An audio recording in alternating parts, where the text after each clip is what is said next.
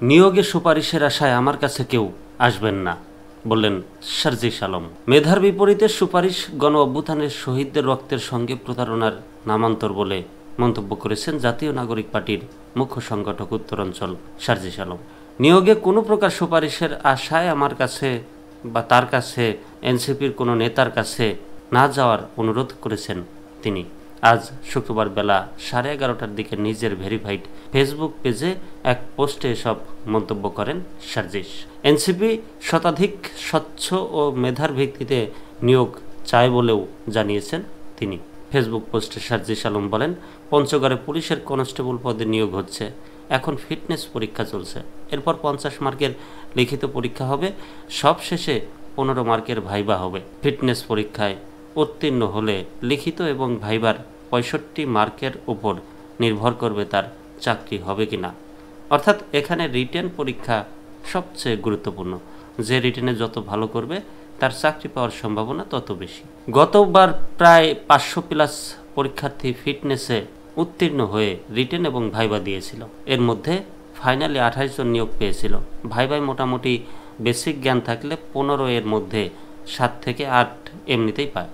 সেখানে ভাইবায় সুপারিশ করে 2 থেকে 4 মার্ক বাড়িয়ে কোনো লাভ নেই যদি আপনি রিটেনে ভালো না করতে পারেন।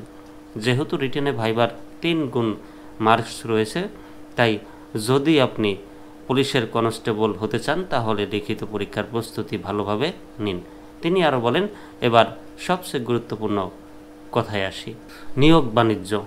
যদিও এনসিপির বেশ কয়েকজনের নেতার নামে বা তাদের নেতাদের বাবার নামে, আত্মীয় স্বজনের নামে এই নিয়োগ বাণিজ্যর কথা উঠে এসেছে এবং এনসিপির বেশ কয়েকজন নেতার নামেও নিয়োগের কথা গণমাধ্যমে টকশো পর্যন্ত হয়ে গেছে এ নিয়ে।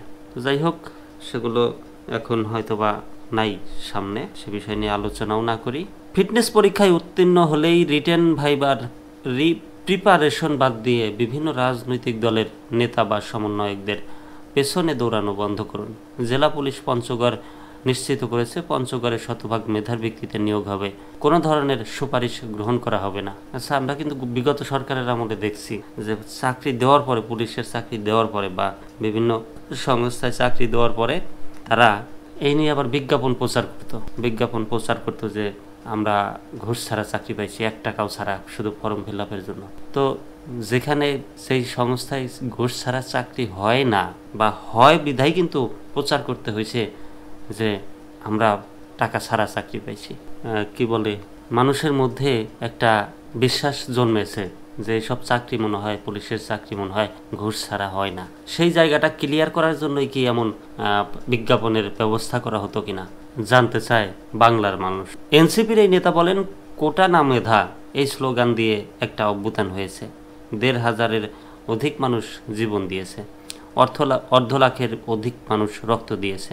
সেখানে মেধার বিপরীতে সুপারিশ এই অভ্যুত্থানের শহীদদের রক্তের সঙ্গে প্রতারণার নামান্তর। দয়া করে নিয়োগের ক্ষেত্রে আমার কাছে কেউ কোনো ধরনের সুপারিশের আশায় আসবেন না এবং আহ্বান থাকবে অন্য কোনো দলের কোনো নেতার কাছেও যাবেন না।